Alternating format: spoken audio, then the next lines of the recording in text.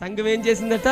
తలుపు వేసుకొని అత్యాసక్తితో ప్రార్థన చేస్తుంది. Praise the Lord. ఏమండి, ఒక షాపింగ్కి వెళ్ళాలంటే చాలా ఆసక్తిగా వెళ్తాం కదా, ఒక పెళ్ళికి వెళ్ళాలంటే చాలా ఆసక్తిగా వెళ్తాం, ఒక పిక్నిక్కి వెళ్ళాలంటే ఆసక్తిగా వెళ్తాం.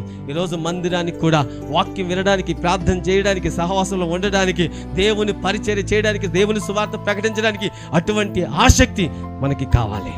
మనమందరం కలిగి అత్యాసక్తితో దేవుని పనులు ముందుకు సాగాలి. సంఘంలో ఎవరికి ఏ కష్టం వచ్చినా మనమందరం కలిసి ప్రార్థన చేయాలి. ఏమండి, ఒకడైతే 1000 మందిని తరుముతాడు, ఇద్దరైతే 10,000 మందిని తరుముతారండి. అంటే ఇద్దరు కలిస్తే శక్తి ఎక్కువ అవుతుందా లేదా? ఎస్, అంతే కదా. యేసయ్య కూడా అంటాడు, ఎక్కడ 2-3 నా నామములో కూడి ఉంటారో వారి మధ్యలోనికి నేను వచ్చేస్తానన్నాడు. Praise the lord. వీళ్ళు ఎవరికైనా కష్టం వచ్చిందా? ఈ ప్రార్థనాంశం ఏంటో రాయండి. వచ్చిన వాళ్ళందరూ పలానా సహోదరికి, పలానా బ్రదర్కి ఈ సమస్య ఉంది, పలానా బిడ్డకి వివాహ సమస్య ఉంది, పలానా బిడ్డకి అనారోగ్య సమస్య ఉంది, పలానా బిడ్డకి ఉద్యోగం కావాలి. చేతుల నుంచి ప్రార్థన చేయండి. సంఘము ప్రార్థన చేయగా సంఖ్యలు విడిపోతాయి. దేవుడు అద్భుత కార్యాలు జరిగిస్తాడు.